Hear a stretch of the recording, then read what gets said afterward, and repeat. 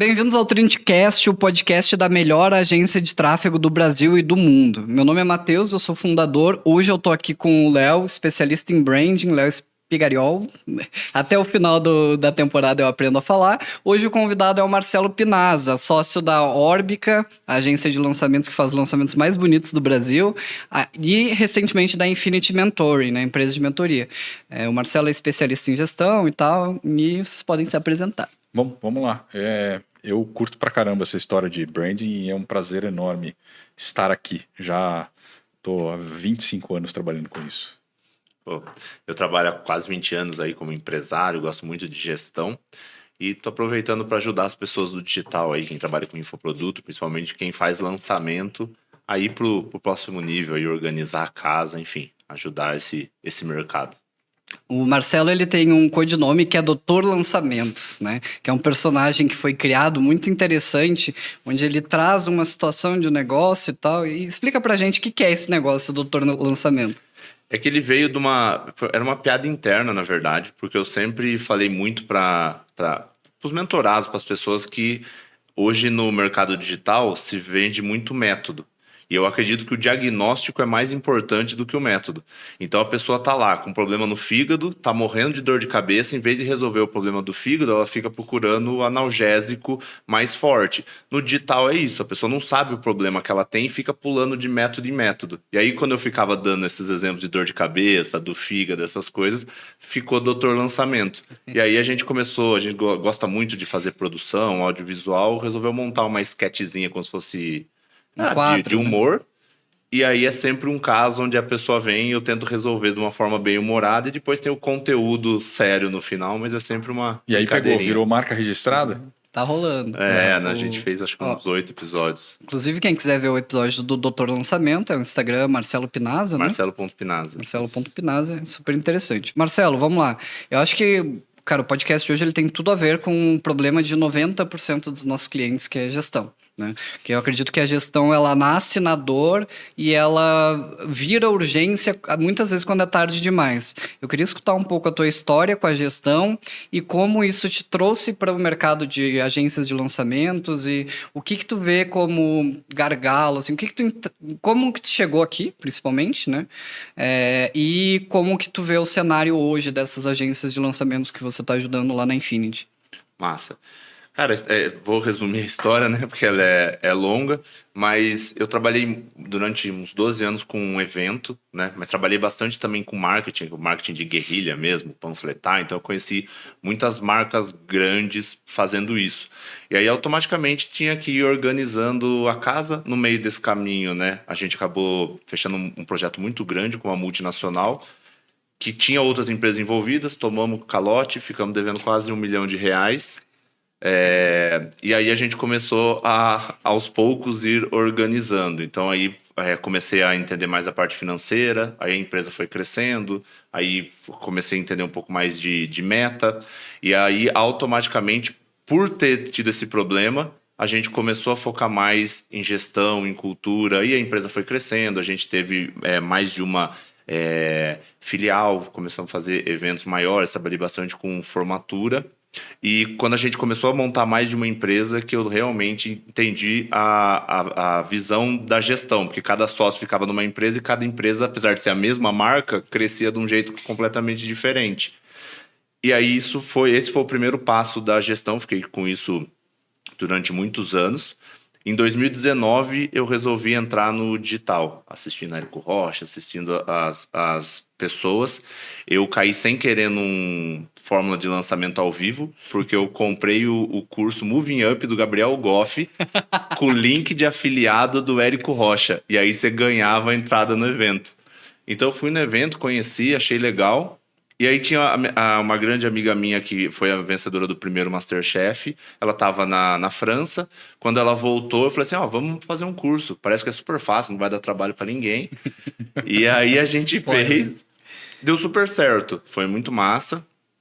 Isso era 2019, ela tinha outros trabalhos, eu ainda tinha 2 empresas essa época, mas quando eu vi aquilo, eu comecei, já tive evento embargado, já tive um monte de coisa. Quando eu vi que a parte mais crítica do negócio era um comentário negativo no YouTube, que esse era o problema. Eu falei, cara, não é possível, se o cara compra e não gosta, é só devolver? Cara, não tem problema nenhum. Então, eu falei, fácil. cara, não tem como eu não sair mais disso. Aí, quando eu comecei em 2019, eu falei assim, vou preparar por 12 meses a saída de todas as minhas empresas, vou ficar só no digital. Aí vendi minhas empresas em fevereiro de 2020, um mês antes de estourar a pandemia. Vendi 2 empresas de evento, Caraca. um mês antes Vendeu de estourar bem, a pandemia. Óbvio que depois teve vários problemas, continuei ajudando por causa disso. Mas aí eu encerrei essa parceria com ela, porque ela ia focar no restaurante, e eu comecei a fazer consultoria. Comecei a fazer consultoria no mercado físico. E aí eu entrei no Mastermind do Vinhas, né? Na Craft, ele me chamou para palestrar primeiro. Eu entrei, conheci meu sócio lá, que é o Will, da Orbica. Ele me chamou como um consultor financeiro na época, e acabamos ficando sócio. E aí eu entrei de cabeça nisso, na Orbica e tudo mais, começamos a crescer. E aí fui organizando a casa lá, que é o que eu mais gosto de fazer. E depois falei, cara, vou virar especialista. E aí, junto com o Fred, que também era lá do Mastermind, a gente montou um grupo entre nós 3, que é dono das empresas hoje, né? Que é a Orb, que é a Infinity, e agora a Imagination, que tá indo aos poucos aí. Boa. O Will vai vir aqui hoje também, ele vai falar bastante da Imagination. Uma coisa legal da Orbica é que, não lembro se foi 2 anos atrás, né? Mas até um tempo atrás tinha um time super pequeno, né? A gente tinha ali 8, 9 pessoas, com um resultado muito expressivo. Como é que foi essa jornada? Ela partiu da tua entrada até, vamos organizar os processos, vamos organizar as coisas. Quando tu chegou na Orbica, o que tu encontrou lá? Cara, eu entrei em 2020, tinha acho que 6 pessoas, né? 5, não, 6 pessoas. E aí eu acho que é o problema de bastante empresa que tem um potencial muito grande, né? Era um monte de gente criativa, que era muito competente, só que de alguma forma o melhor potencial não estava saindo dali, né? Por falta de organização mesmo. Então as pessoas trabalhavam muito e o resultado já começou a vir, mas tinha muito para crescer. Então o que eu comecei a fazer quando eu entrei, óbvio que o resultado não foi muito mais mérito deles do que meu, foi o fato de começar a organizar as coisas para eles conseguirem. Quando eu cheguei lá, como eu sabia que ia dar problema colocar processo em gente que nunca tinha feito processo, falei, cara, meu objetivo é que vocês trabalhem menos, melhor e mais feliz. É isso. Só que antes de ficar bom, vai ficar ruim. E aí a gente começou a implementar processos, começou a ajustar as Essa é coisas. ótima explicação. Antes de ficar bom, vai ficar ruim. Sim, a gestão e os processos na vida das pessoas, né? E como que era o resultado da Orbica nesse período, assim? Você diria, e o quanto o crescimento seria atribuído a essa construção dessa estrutura, né? Cara, nessa época, quando eu entrei, ainda não tinha feito 7 dígitos. Eu entrei perto de agosto ali, quando foi... Tava entrando um pouco antes de agosto, foi quando tava abrindo o carrinho que foi o primeiro 7 dígitos. Então isso já iria acontecer sem eu estar lá. Acho que a meta do ano era uns 2 milhões por aí. Só que a gente precisava focar em alguma coisa para usar esse melhor potencial da galera. Então, basicamente, foi ajudar eles a focarem no que eles eram bons. E a gente sempre partiu do pressuposto que tem sempre a porta para dentro e a porta para fora de qualquer empresa. Então, o meu trabalho, como nesse caso, responsável da porta para dentro ali, eu precisava blindar o meu estrategista e blindar o meu especialista. Então, eu não queria que meu estrategista, que é quem efetivamente vai ajudar a trazer o dinheiro, ficasse perdendo tempo com gestão de pessoas, com organização, com financeiro. Ele fazia o tráfego. Caraca. Nessa época, entendeu? Junto com o copy, junto com tudo. Gente, parênteses, o Will, ele era designer, então vocês imaginam um designer fazendo tráfego, lidando com números. Até fazia certinho, só que o problema é que não dava tempo. Daí quando eu cheguei lá, ele falou, cara, tinha que gastar 60 mil, eu consegui gastar 30. Mas por quê? Porque eu não entrei lá e não fiz. Então... esse era o meu objetivo, a mesma coisa com o especialista, porque quando vai crescendo, quando você vê o especialista tá pensando em contabilidade, tá pensando um monte de coisa, tem alguma coisa errada. Se meu especialista tá perdendo tempo brigando com o contador, é porque alguém não tá fazendo o trabalho certo aqui. E aí a gente começou organizar essas coisas. Começou a mapear tudo. Escopo de trabalho. Isso. Começou a envolver eles no que você faz. Porque eu notava que tinha uma dificuldade muito grande em entender o que é demorado com o que é difícil. Então, sempre que a pessoa falava uma tarefa, você fala, cara, mas essa tarefa é difícil? Não, é difícil, eu levo o dia inteiro. Mas, cara, calma, são coisas diferentes. Então, a gente foi aos poucos. O que, para quem for implementar um negócio desse, uma sugestão, a gente fazia toda sexta-feira um negócio que a gente chamava de pesquisa de vibe. Então, toda sexta-feira a gente mandava um formulário para entender. O cara dava de nota de 0 a 10 o quanto que ele tinha achado que a semana de trabalho dele foi boa, o quanto ele estava estressado, né? De 0 a 10 o quanto ele estava estressado e de 0 a 10 o quanto ele conseguiu entregar, né? Então, você mediu o quanto ele estava feliz, o quanto ele estava estressado e a performance dele. E aí a gente ia medindo isso, porque via que quanto mais subia o estresse, né? A carga de trabalho começava a cair. Então a gente ia ajustando para que em algum momento a pessoa tivesse com o estresse, não dava para deixar muito baixo, mas medindo isso para que aos poucos essa curva mudasse para do tipo, cara, não estou estressado, estou entregando o que eu tenho que entregar, porque eu precisava provar para eles que o processo vinha para ajudar eles, porque essa é a parte mais difícil, a pessoa comprar. Ela não compra porque ela não vê valor para ela. Aí quando vê que, nossa, não trabalho mais de domingo, não fico mais à noite. Aí a pessoa começa a entender. Mas até lá, você precisa ir segurando, porque senão você surta a galera, né? Sim, muito legal.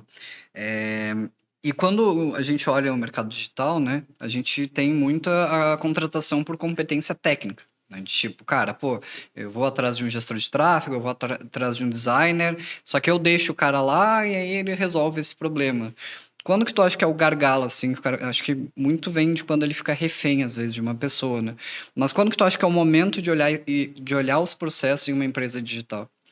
O momento de olhar os processos é que, assim, eu sempre penso numa lógica de qualquer empresa que está começando.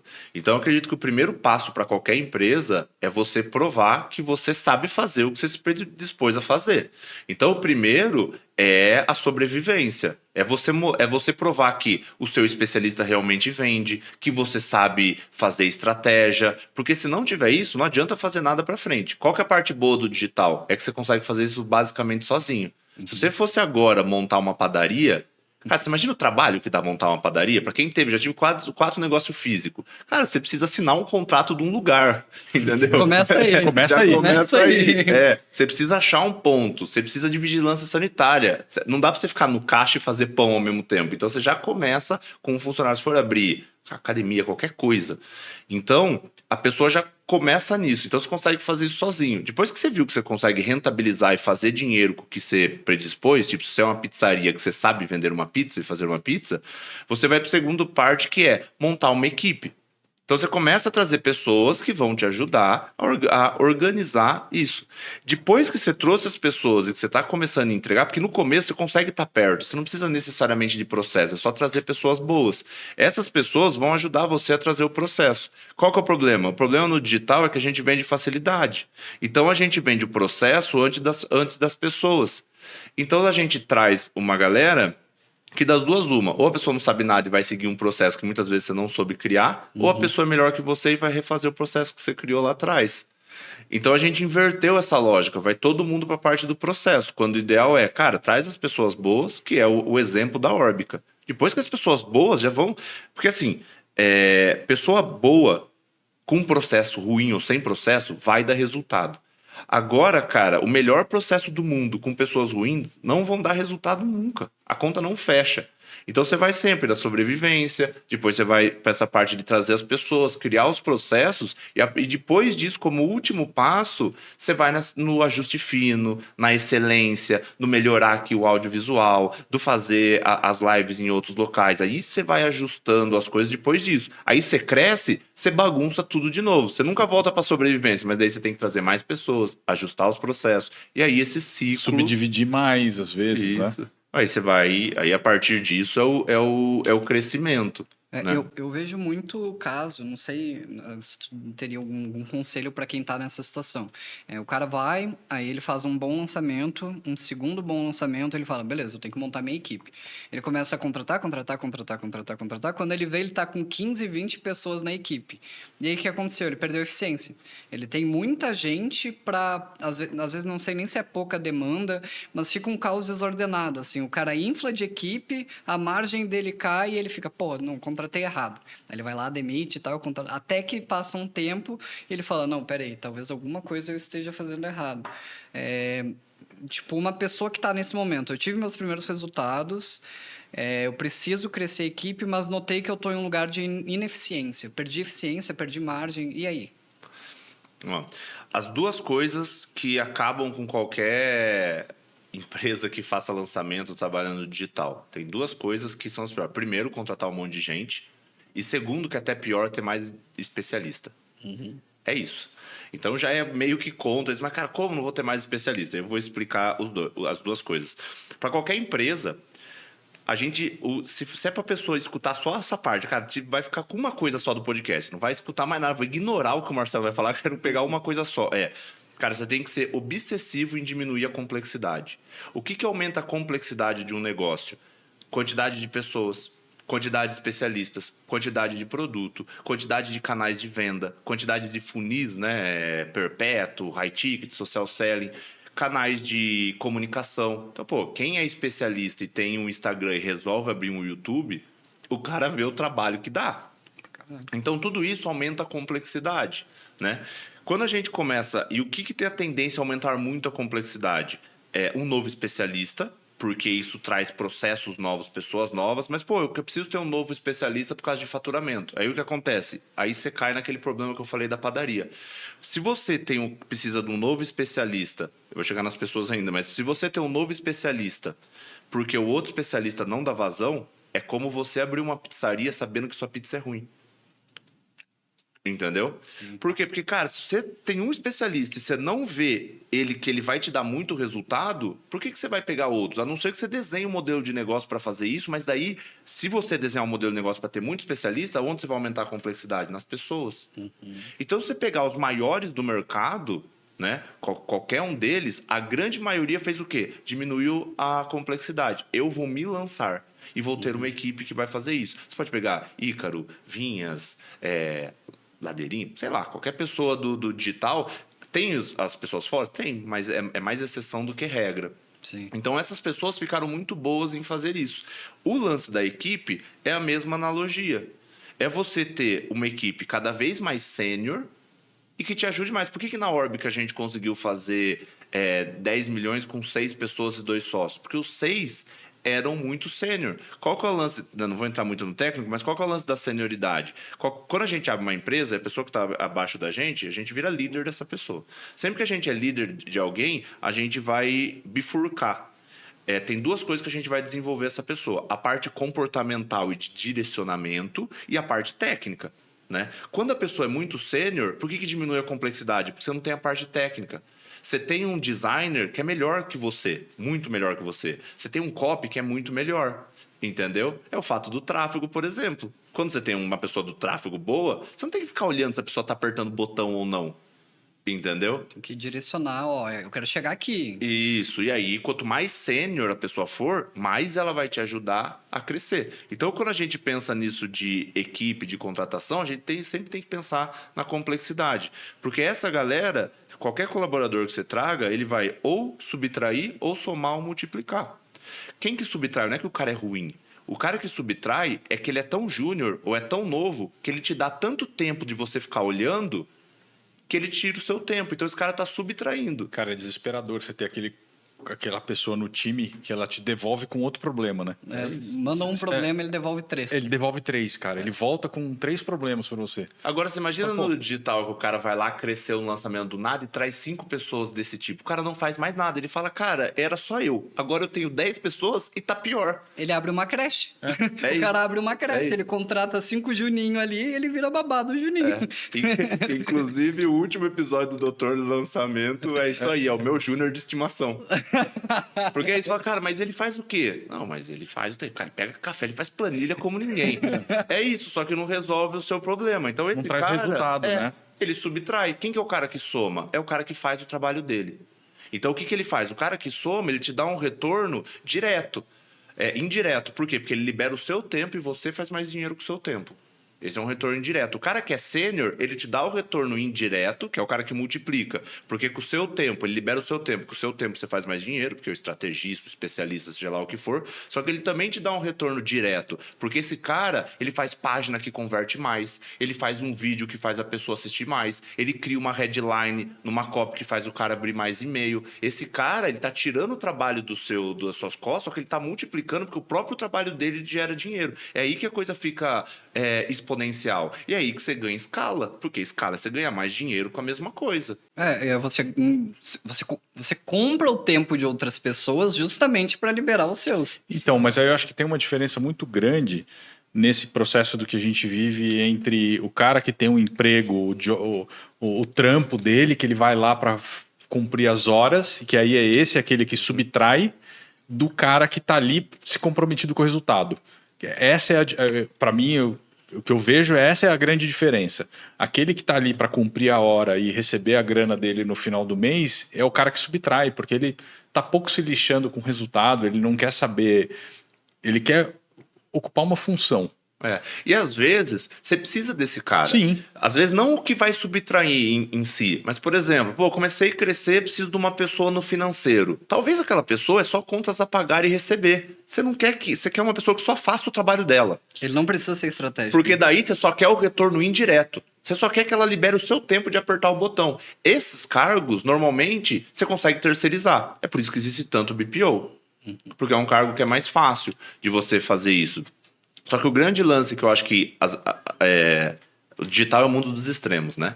Então ou você contratar um monte de gente que você tem margem, ou é equipe enxuta. Só que equipe enxuta não significa equipe pequena. Equipe enxuta significa a menor equipe que você precisa para gerar o que você precisa gerar de resultado. Só que para você ter uma equipe enxuta, você precisa ter isso que você falou, da pessoa estar comprometida com o resultado. Porque ela vê que se ela gerar mais resultado para você, o resultado retorna para ela. Só que aí a gente entra numa conversa que a maior parte das pessoas ainda não chegou nisso, que é você falar de plano de carreira, de desenvolvimento, de acompanhamento. Porque senão você não motiva a pessoa a continuar fazendo isso.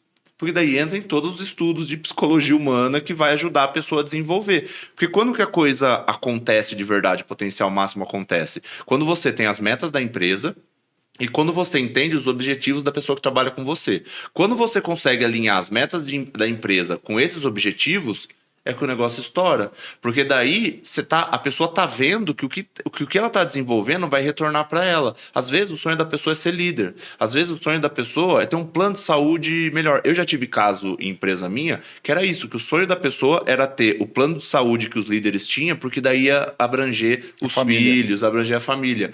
Então é tão mais simples, só que, cara, quantas pessoas sentam para fazer essa conversa, para pensar nesse desenvolvimento? Cara, aonde você quer chegar? O que você precisa desenvolver aqui? Quando caminha isso com a parte da empresa, é que a coisa acontece. Porque a motivação tem muito a ver com isso, com feedback e melhoria contínua. A gente é super motivado a chegar num resultado. O desenvolvimento move o ser humano desde sempre. Só que se você larga o cara sentado lá e conversa com o cara uma vez por semana no Zoom, junto com mais 15 pessoas... Cara, você tem que dar muita sorte. E aí você tocou num assunto legal, que acho que é até polêmico, a questão do físico e virtual, né? Boa. De trazer essa cultura qual que é o seu ponto de vista? Como para vocês enxergam acho isso? Acho que a big picture é tipo, a gente tem uma dificuldade, né? Eu vejo global. Existe uma dificuldade em construir uma cultura remota.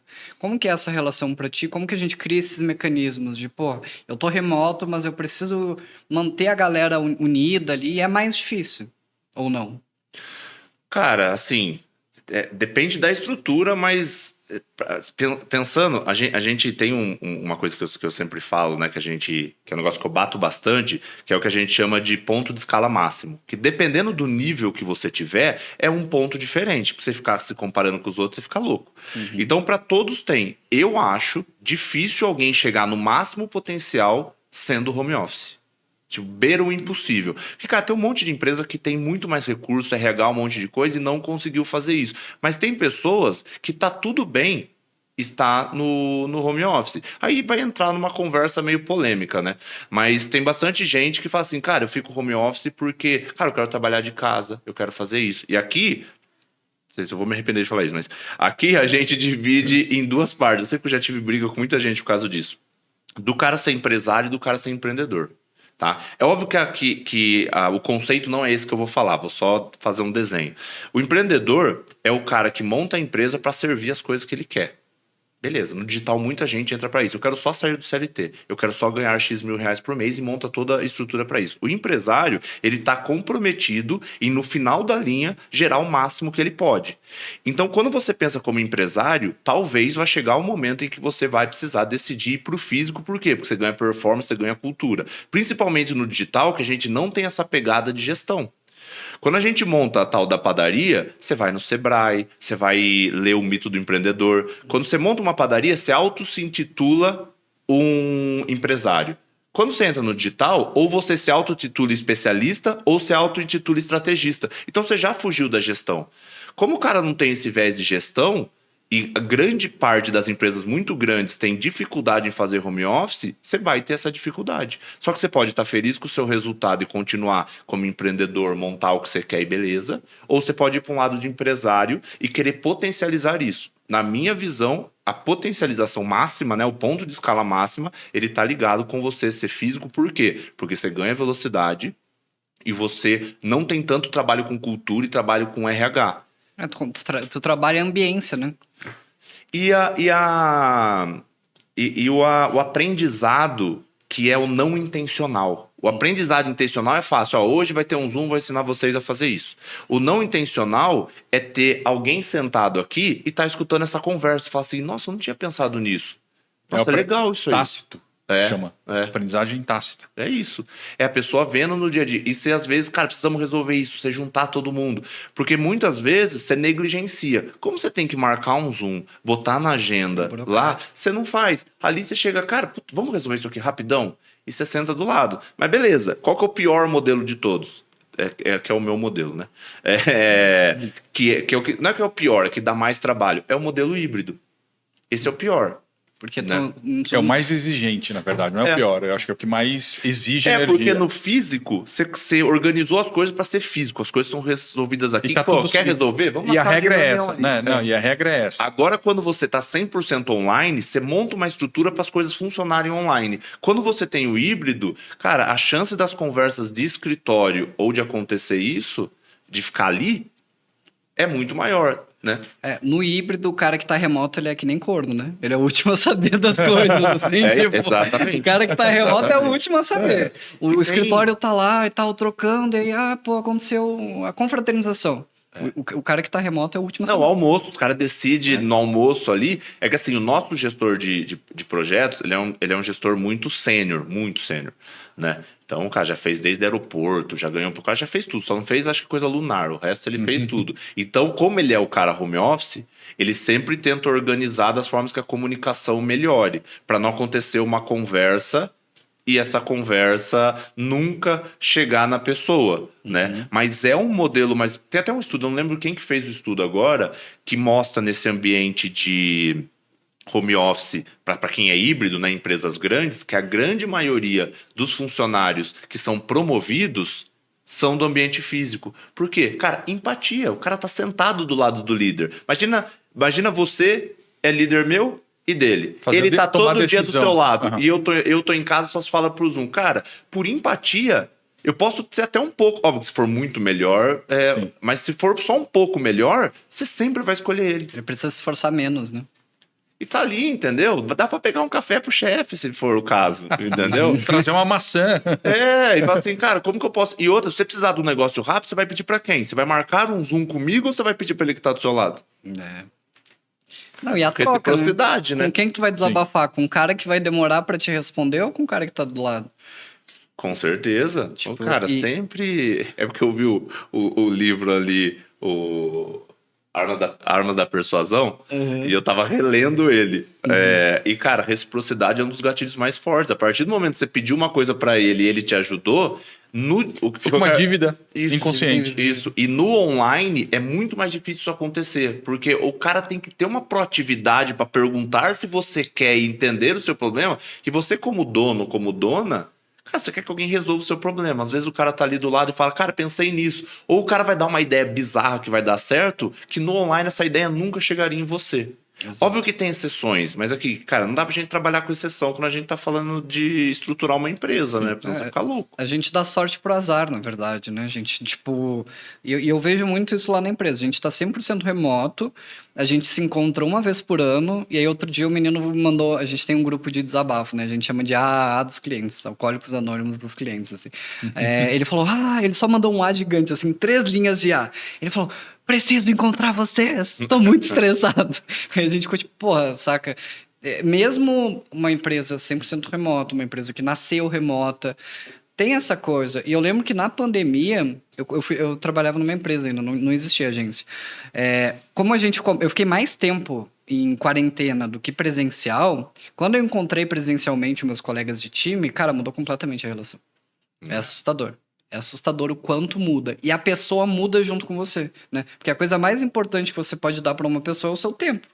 E no remoto é muito estímulo, né? Pô, eu tenho um Reels, eu tenho uma live, eu tenho um livro. Demanda muito. É o lance da complexidade. Você deixa muito complexo. Principalmente no digital, que as pessoas não começam uma empresa falando, cara, sou um empresário e vou aprender gestão. Sim. A maior parte das pessoas não quer aprender gestão. Eu tava contando pro Matheus que em 2001 eu resolvi montar um escritório de design virtual. Em 2001, a gente usava o ICQ para conversar entre a galera. E quando a gente percebeu depois em 2002 que a gente precisava de um escritório físico, porque o fato de você ter a liberdade de poder trabalhar de pijama te dava uma sensação, talvez às vezes de não comprometimento, de não responsabilidade que você tem um negócio em si, né? Então, ter um pouco de conta para pagar, aluguel, ele te força a criar a necessidade de ir atrás e estruturar cada vez melhor, né? Quando você põe o time, então e o físico ele o cara tá fazendo, né? Tipo, se a pessoa tá engajada ou não, é muito mais fácil para quem, do ponto de vista de cultura, é muito mais fácil. Porque você vê se o cara chega tarde ou não. Você vê se o cara, quando precisa ficar um pouco mais, se ele fica ou não. Se ele tá trabalhando, se ele tá levantando, o que ele tá fazendo. Não é microgerenciamento, é você conseguir olhar para as pessoas e entender o momento dela. Que é muito mais fácil. Aí, a única coisa que aí é o ponto de atenção do lado contrário, é que a tendência, se você não se controlar, é que você começa a resolver o problema de todo mundo. Porque uma coisa, o problema de você conversar com o cara do Zoom é o mesmo problema dele. Então, pra ele virar, cutucar o seu ombro e falar, cara, o que eu respondo pra essa pessoa aqui quando tá no suporte? O que eu falo pra esse aluno? Se você não se organizar para falar, cara, me traz uma opção, você começa a infantilizar as pessoas porque você faz o trabalho dela. Tem essa contrapartida. Mas você ganha muito mais velocidade, né? Eu gosto muito do formato do Thales Gomes, né? Ele fala, cara, a minha empresa é híbrida, sábado e domingo eles trabalham onde eles quiserem. Feriado. É isso aí. Sábado e domingo e feriado eles podem trabalhar de onde quiserem. O resto é no escritório. É isso, entendeu? Essa para mim é a melhor filosofia. Óbvio que não precisa ser negligente. Como a pessoa já não vem com esse viés de gestão, ter um escritório físico pode gerar uma carga de pagamento que isso vai gerar uma ansiedade tão grande na pessoa que ela trava. Quando a gente fala eu gosto muito de dar o exemplo de padaria, né? Todo mundo fala que meu sonho é ter uma padaria, porque eu só dou exemplo de padaria. Que padaria é fácil da pessoa entender. Sim. Antes do cara montar uma padaria, ele fez minimamente um business plan ali. Ele botou o quanto tem que vender, o quanto eu gasto, o quanto dá no final. Então esse cara já sabe que ele vai ter um custo. Agora a pessoa do digital, cara, fez o primeiro lançamento, 6 dígitos, vai lá, vai se comprometer com um contrato de 12 meses num escritório, e aí ele vê, nossa, mas eu tenho que comprar cadeira, né? Nossa, agora tem que comprar computador. Puta, a cadeira quebra, acaba café, alguém tem que limpar. O cara acha que é caixa eletrônico, né? Que, tipo, o cara que tá fora, que tá remoto, ele tem uma margem maior e uma eficiência menor. É isso. Isso a curto prazo, maravilhoso. A médio prazo, tu começa a ter esses problemas. A longo prazo, começa... É que esse é o problema. No digital, no marketing digital como um todo, não existe longo prazo ainda. As empresas mais velhas têm 8 anos. Que talvez há mais de 5 anos nem eram empresas direito ainda. Entendeu?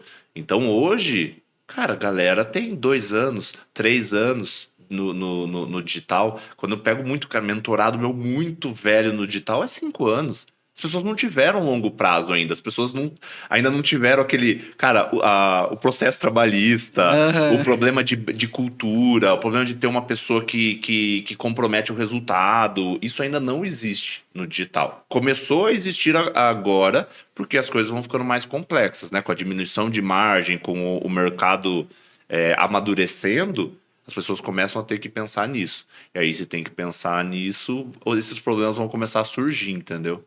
E é uma coisa muito natural. A gente vê pela galera da Infinity, né? O cara procura gestão quando...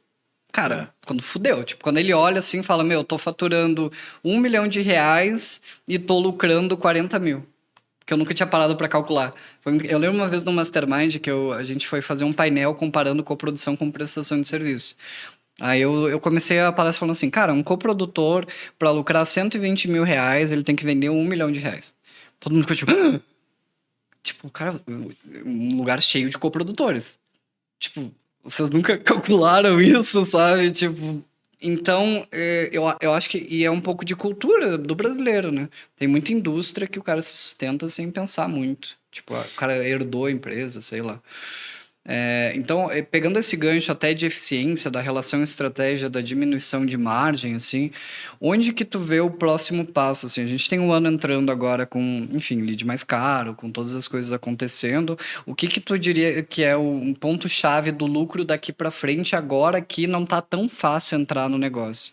Cara, eu acredito muito que é esse lance da complexidade. É de você conseguir lucrar a mesma coisa, né? Ou, tipo, crescer sem necessariamente ter que investir mais, né? Então, por exemplo, cara, como que eu consigo aumentar o meu ROAS? Pô, até hoje é raro você encontrar alguém no digital que fala de produto. Só que, cara, produto é CAC zero. Se você consegue renovar, se você consegue ter uma ascensão com a pessoa, entendeu? É muito mais fácil. Pô, pensa, por exemplo, no caso da minha mentoria, né? Minha meta de renovação é 50%. Ou seja, se eu vendi 10 milhões, o ano que vem eu tenho 5. Sem esforço. Tem o esforço da entrega. Mas beleza, as pessoas não falam sobre isso, não falam sobre renovação. Beleza, é isso. É como que você vai usar aquela porrada de lead que você gerou. Cara, às vezes é você ter um downsell que não vai te demandar mais. Eu não tô falando pra você criar, porque senão fica pensando, pô, mas você acabou de falar que se criar novos produtos aumenta a complexidade. Eu não tô falando pra você ter vários produtos principais. Eu tô falando pra você ter um produto pra você ofertar pra essa galera que já passou no lançamento. Não é pra você montar 10 funis pra vender isso aí. Então, isso vai... Você começa a pegar o famoso dinheiro na mesa. Então, cara, como que eu ofereço um negócio para um cara que já me comprou? Como que eu faço um downsell melhor? Que é o lance, a briga eterna sobre a distribuição, sobre o lead. Cara, E até porque o mercado ele se transforma e surgem assuntos novos que, de repente, esse cara que comprou o produto, ele quer saber sobre essa novidade. E aí essa novidade pode ser um produto pequenininho que você oferta para ele. Isso. E que você só está mantendo ele atualizado. E você vai trabalhando com isso que você já tem. Por isso que hoje a gente fala tanto sobre distribuição de conteúdo. Por quê? O que é diminuir? O que é a gente ganhar mais investindo menos? Cara, como é que eu trabalho a base que eu já tenho, que eu já paguei, com conteúdos estratégicos, a ponto de eu conseguir que essa galera converta mais no final? No processo de indústria, de varejo, a gente tem essa regra de a recompra, ela custa muito menos o cliente fidelizado do que você conquistar um novo, né? Porque o novo você tem que contar toda uma história e convencê-lo de que ele precisa daquilo, né? E tem um ponto que eu acho que é super importante, a gente consegue começar a vender melhor a partir do momento que você consegue entrar no hábito das pessoas, né? Quando aquilo não é uma exceção de experimentação, mas ele se torna um hábito. E eu acho que o grande desafio de quem vende algo é você conseguir ganhar um espaço na vida no hábito da pessoa. Da pessoa olhar e automaticamente ela já sabe que naquele momento ela precisa consumir aquilo.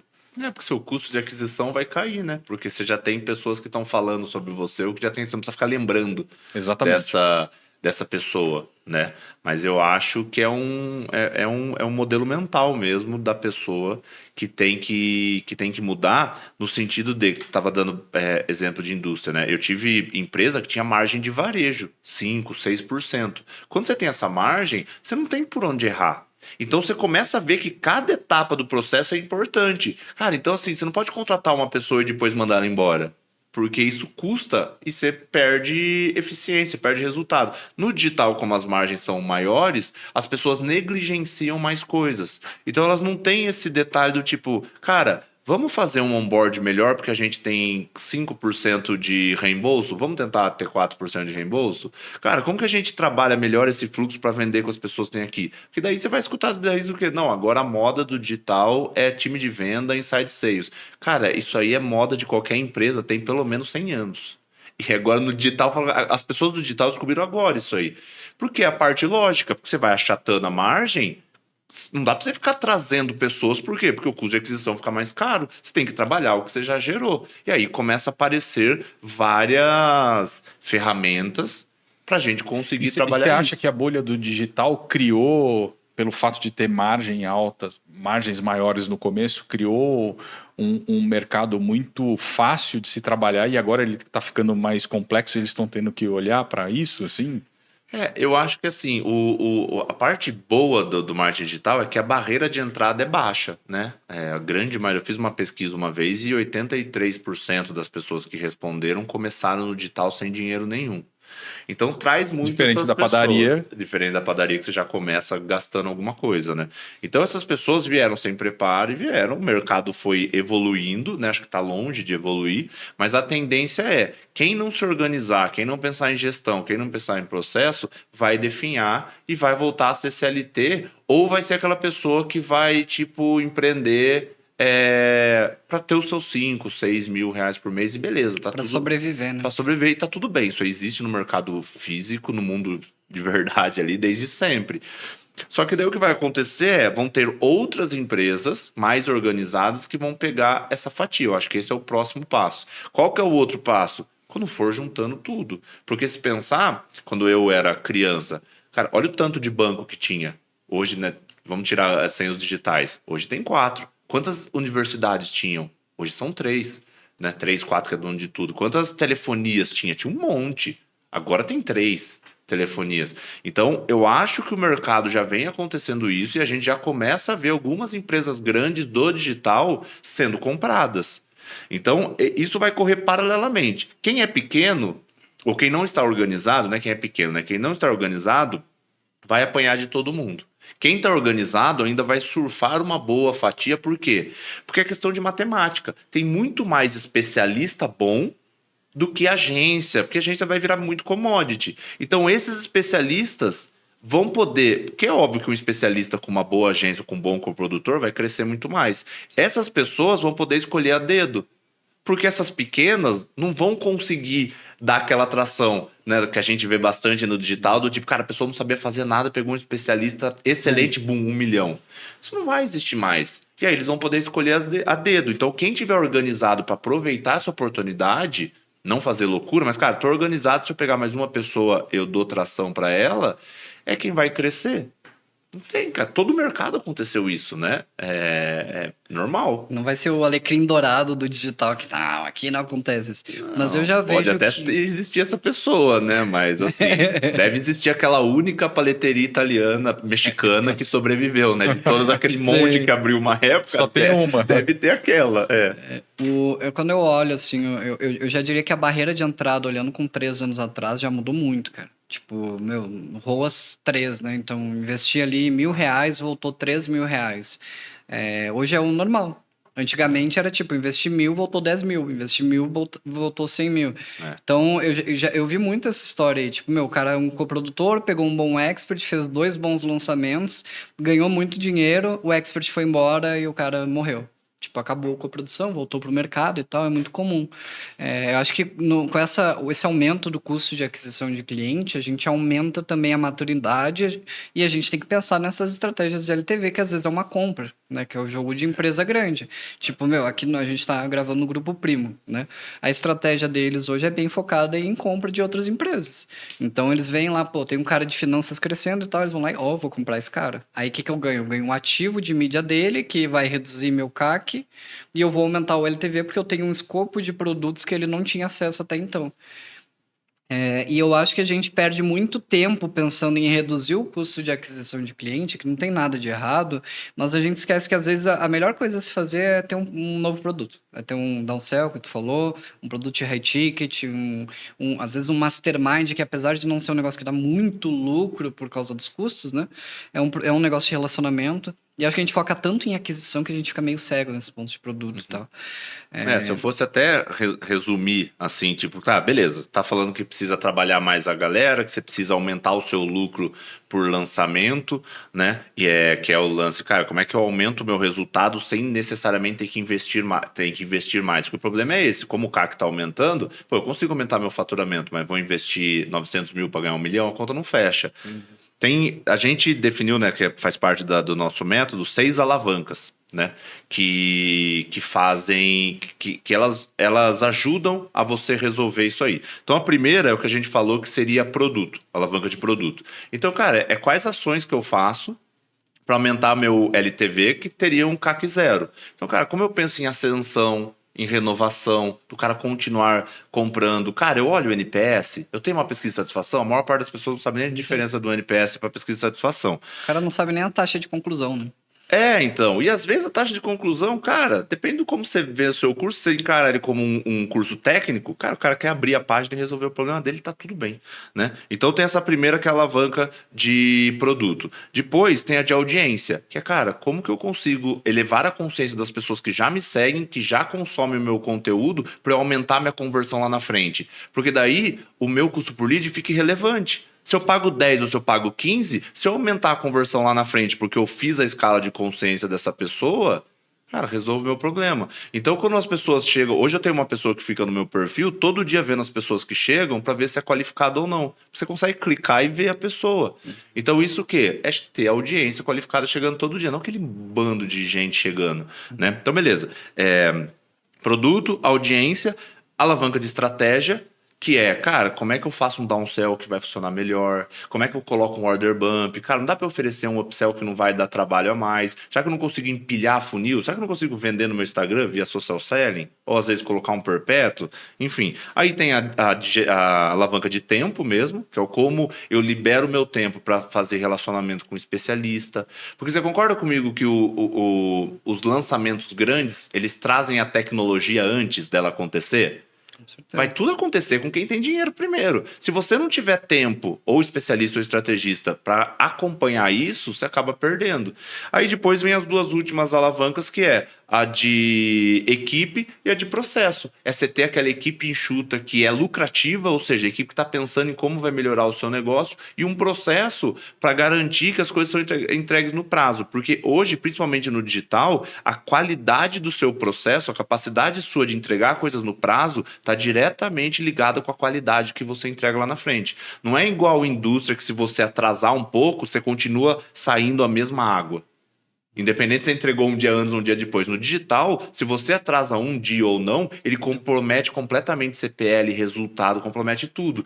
Então, esses são 6 pontos que normalmente no digital a gente só pensa na alavanca de estratégia. O como eu vou trazer o lead mais barato, como eu vou fazer 6.822 anúncios, ou como eu vou ficar enchendo o saco de quem é do tráfego para ele diminuir o custo por lead.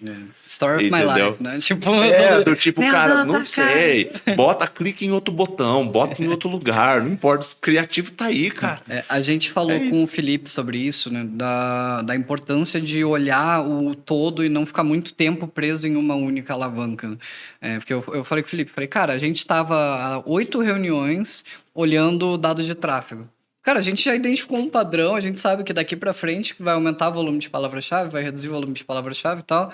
Por que a gente não olha outras iniciativas?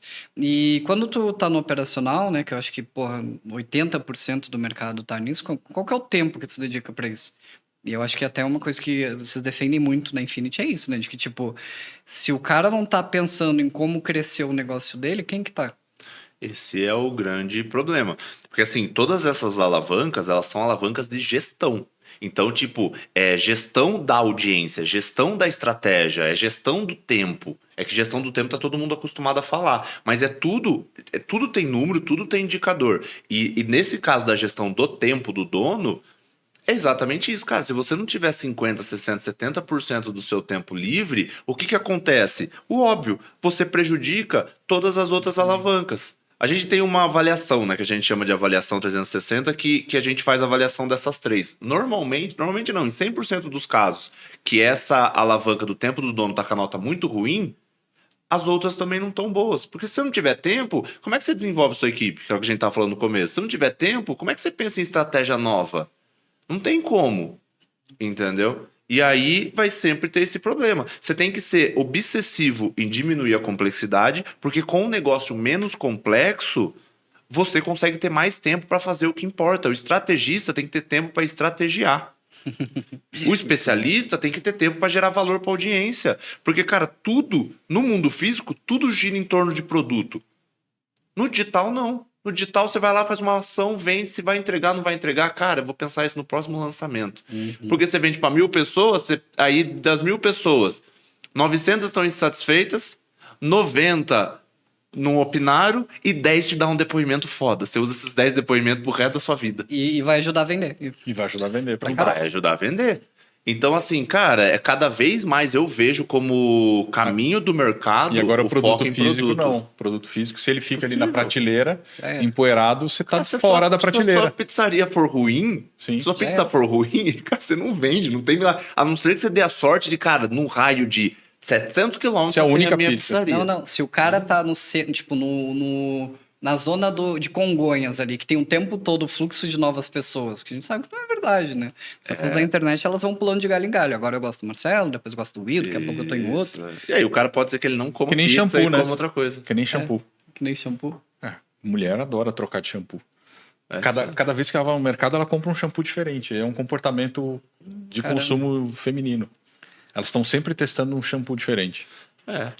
Então, isso aí vai acontecer. É porque se você pegou um que. É porque acho que nesse caso, né? Ou ele te deu o resultado, ou agora você cansou desse resultado. E você vai pegar outras coisas. O digital, o comportamento é o mesmo. Exato. Cara, essa pessoa me ensinou até aqui.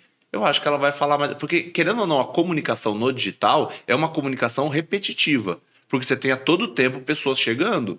Isso faz parte de quem trabalha com educação. Cara, o professor fala a mesma coisa quase todas as vezes. No digital, cara, todo dia eu tô falando dessas alavancas. Todos os dias eu tô falando dessa complexidade. Por quê? Porque a pessoa que tá chegando, ela tem que entender isso. Mas aí não tem a ver com a montagem de produto e você montar uma esteira para cada fase de audiência? Isso faz sentido de um ponto de vista de crescimento. Mas para quem tá começando ou para quem ainda não está feliz com o resultado, cara, é a regra do 1, vai botando quanto você quiser. Cara, é um especialista, um produto, uma forma de venda, uma oferta e uma transformação. Porque você fica muito bom nisso. Cara, todos os grandes fizeram isso. Então você fica bom em vender aquilo e a sua equipe começa a entender o que você entrega. Aí você começa a não precisar de um monte de gente para fazer, porque o cara sabe o que é o produto, ele entende tudo. Não quer dizer que você não vai fazer um downsell, aqui eu tô falando de uma regra principal. A partir desse momento, você começa a entender, cara, maximizei minha audiência, maximizei minha estratégia. Qual que é o próximo passo? Cara, talvez agora eu preciso de um outro produto. Por quê? Porque como a gente fala bastante dessa alavanca de audiência, se a gente começar a comunicar muita coisa, são poucos comunicadores que conseguem não ter uma comunicação que não comunica com ninguém. Então, cara, meu público é esse. Eu vou comunicar com esse cara e vou transformar a vida dele nesse sentido. Se eu começar a abrir muito e ter mais transformações, é muito difícil você conseguir comunicar. Quem fala com todo mundo não fala com ninguém, né? É isso. É isso. Aí, beleza. Aí você pode ir para um lado de vou virar uma faculdade. Porque daí o cara escolhe o curso e entra lá e você entrega o negócio pronto para ele. Mas é porque aí a autoridade já é muito grande. Mas a resposta é, cara, quando eu gero o máximo de resultado para essa pessoa. Eu só consigo gerar o máximo resultado para essa pessoa se eu tiver um produto muito bom. Se eu tiver um produto muito bom que gera resultado, você concorda comigo que da frente para trás é o mais fácil? Sim. Porque, cara, você vai ter os depoimentos, você vai ter o boca a boca, você fala, cara, beleza, é isso que você quer? Você quer emagrecer? Cara, é o que eu sei ensinar você a fazer. Você vai fazer isso igual todas essas pessoas. Tem outras pessoas que fazem isso? Tem. Mas o meu método é isso. E beleza. É assim que era para funcionar no mercado. Minha pizza é excelente. Você quer uma pizza?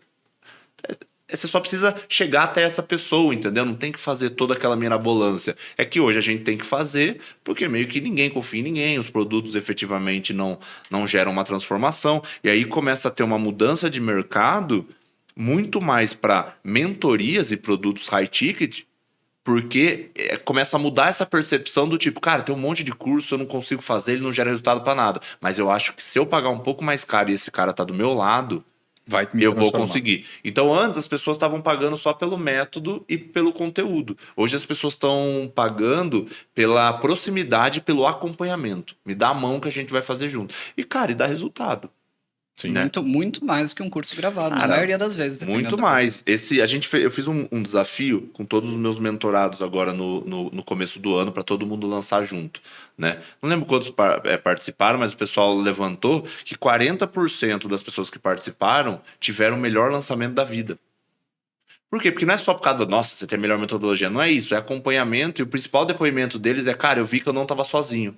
Que estava todo mundo fazendo. Porque a gente fez o desafio, na semana todo mundo fazia as coisas junto. Essa semana, todo mundo captando, todo mundo fazendo. E essa troca de informação gera muito resultado. Só que você faz isso num grupo seguro, porque, cara, você já viu alguém no digital falando que vendeu 700 mil e tá no prejuízo? Não tem, né? A pessoa tem medo. Os caras têm medo até de curtir post pra falar assim, não, os caras fez se eu curtir aqui, ele vai ver que eu tô mal. Não, cara, a galera consome muito meu conteúdo, mas ele não tem tanto engajamento. Por quê? Porque o meu conteúdo mostra uma fragilidade de alguém, entendeu? Então, você criar esse ambiente ajuda pra caramba. E aí, as mentorias começam a crescer, os grupos de mastermind. Cara, tem grupo de mastermind de mais de 200 mil reais. Pô, e você vai falar assim, pô, os caras são trouxa? São nada, porque gera valor. Se paga, né? Tem uma parada no meio disso que é a ambiência, né? O empreendedor, ele é por si muito solitário. E se o cara já tá tendo resultado mais ou menos, ele saiu da sobrevivência e não tem alguém cobrando ele vai se acomodar. Se ele não for muito autorresponsável de estar o tempo todo, ter uma meta clara e estar lá o tempo todo, ele precisa do grupo. E o grupo vira o gestor. Até porque tem um lance que no Brasil custa caro errar, né? Sim. Custa muito caro errar.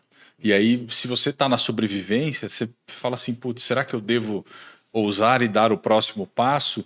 E aí, quando você tá num grupo de troca, você se sente num ambiente mais seguro para dar aquele próximo passo e de forma inconsciente... E o fato de você conseguir conversar também... Eu sou formado em engenharia civil, né? Então, todos os meus amigos são engenheiros civil. Então, quando você conversa entre um monte de engenheiro, ou se eu vou, sei lá, almoçar em qualquer lugar, tipo, nunca vi ninguém aqui, escolho uma pessoa, sento lá, a pessoa sabe o que faz um engenheiro. Agora, no digital, é difícil até você conversar com as pessoas. Você consegue sentar numa mesa de família, assim, em casa, e pedir um conselho para pai, para mãe, para tio, falando, cara, eu não tô lá na engenharia, meu chefe é muito chato, a pessoa consegue entender. Agora, no digital, a pessoa não entende. E aí você fica mais solitário ainda. E esse grupo que tá pensando na mesma coisa, errando na mesma coisa... Você não precisa de uma mentoria para conseguir criar isso. Só que o lance quando você vai criar isso? Quando o foco for no produto. Mas hoje ainda não se fala muito. Tem muito mais gente falando de estratégia e de venda do que falando de concepção de produto. Tem pessoas muito boas que falam sobre isso. Mas é uma minoria. Oferta e demanda, né? É foda. Quem começou a falar isso é quem tá no high ticket. Porque esse cara já tem uma obrigação. Porque, pô, o cara te paga 30, 40, 50 ou 10 mil, independente. É muito dinheiro para todo mundo. Aí a pessoa fala, cara, o cara me pagou 10 mil. Vou ter que entregar. Ou o cara pagou 30, vou largar o cara lá. Tem quem largue, hein? Tem quem largue. Não, claro que tem. Mas é que quando o mercado ele é muito oceano azul, você vai fazer isso. Só que a tendência é durar quanto tempo isso? Porque qual que é a beleza disso aí? É renovação. Porque com um produto muito caro, você não tem tanta demanda assim. E aí o cara tem que renovar para ficar lá para sempre. Porque senão você não consegue escalar. Porque depende muito de você. Você precisa criar um produto que seja escalável para você não ter que ficar ali vendendo sua hora. Porque o que mais tem é mentoria que é rentável, que os caras pagam, só que quem é a pessoa que encabeça mora dentro do Zoom. Mora dentro do Meeting. Por um tempo dá para fazer isso, mas, cara, não dá para você achar que o seu modelo de negócio vai esse. Lembra o lance da complexidade, do tempo? Não, o cara veio modelo pro de digital para otimizar o tempo, escalar, e ele virou escravo do Zoom porque ele tem que entregar tudo que ele prometeu Porque agora. como não virou metodologia, porque ninguém ensina a tirar da cabeça e transformar em metodologia, ninguém, né? Poucas pessoas. Ele gera resultado, mas precisa dele, então vira tudo consultoria. Cara, eu vou te ajudar, senta comigo que eu vou resolver seu problema. E resolve o problema, só que tem que ficar resolvendo. Se ele fica doente, se ele quebra uma perna, Se quiser ficar 30 dias fora, Entendeu? não tem o que fazer. Eu acho que a gente está entrando num lugar no digital também de dividir as coisas e não só. Por muito tempo a gente foi muito centrado a tráfego. Né? Eu acho que a gente está entrando no momento de ter uma divisão muito clara entre brand marketing, né? Gestão de marketing, negócio, product marketing e growth marketing. Né? Então, cara, growth, cultura de experimentação e tal, brand marketing, a gestão da marca, da autoridade, de todas essas coisas, e o product marketing, eu vejo que, até vindo de startup, no Product Lead Growth, por exemplo, né, que é um crescimento 100% orientado a produto, eu acho que a gente vai mesclar muito entre esses 3 grandes pilares, assim, pelos próximos 2 anos. Só fazer growth, só fazer experimentação, testar, investir mais, captar mais lead, não vai ser o suficiente. A gente vai precisar de um bom trabalho de brand e, principalmente, um bom trabalho de product marketing. Porque hoje, quando eu olho os maiores lançamentos que a gente faz, o cara tem uma estratégia de divulgação do produto muito boa. Então, ele está o tempo todo falando, olha que legal o resultado do aluno aqui, ó, a gente tem isso aqui, outros programas não tem.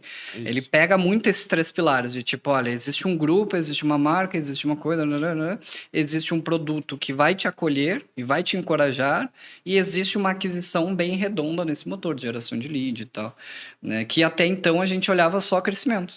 Aquisição, mais lead, mais lead, mais lead. E hoje não sustenta. Porque não tinha tanta concorrência, né? É. Porque, pô, vamos voltar na boa e velha padaria, né? Se você abrir uma padaria 300 metros da outra, isso é a concorrência pura e simples, né? O cara tá do lado ali, ele vai competir pela concorrência. Agora, no digital, não necessariamente. Quanto mais pessoas falarem de gestão, mais eu vendo também. Porque você começa a abrir o leque e mais pessoas falaram sobre isso. Só que tem muita gente que está em nicho muito pequeno, que o fato de outras pessoas falarem é concorrência. Mas, cara, quanto mais professor de 4% da população brasileira fala inglês, quanto mais pessoas produzindo conteúdo de inglês tiver, mais todo mundo vende. Só que é óbvio que os maiores vão começar a puxar. E aí é esse tipo de trabalho que o brand faz muito bem. Por quê? Porque ele vai diminuir o custo por aquisição. O produto vai gerar depoimento, isso vai ajudar a diminuir o custo por aquisição. É muito mais do que botar mais dinheiro e chegar em mais pessoas. Né? A resistência é muito menor, né? A resistência se torna muito maior se tem uma boa marca e um bom produto. Aí a aquisição fica mais fácil. E é meio intangível. A gente estava falando no outro podcast, né? Que, cara, como é que eu mensuro o brand, né? Como é que eu vejo essa coisa? Eu citei um estudo que fizeram recentemente que analisa o aumento das vendas a curto prazo e a longo prazo. Então, quando a gente tem uma estratégia de brand, a gente tem não um crescimento tão alto no curto prazo, mas a longo prazo a gente tem um volume maior e um custo de aquisição menor. Só que em contrapartida, lá no curto prazo, as ações de venda fazem mais sentido. Só que o negócio digital que ele está olhando só o curto prazo hoje, ele não se sustenta ao longo do tempo. Né? Porque, e aí? Qual que é o legado que o cara deixou, né? Tipo, é o produto do fulano, tá? Mas...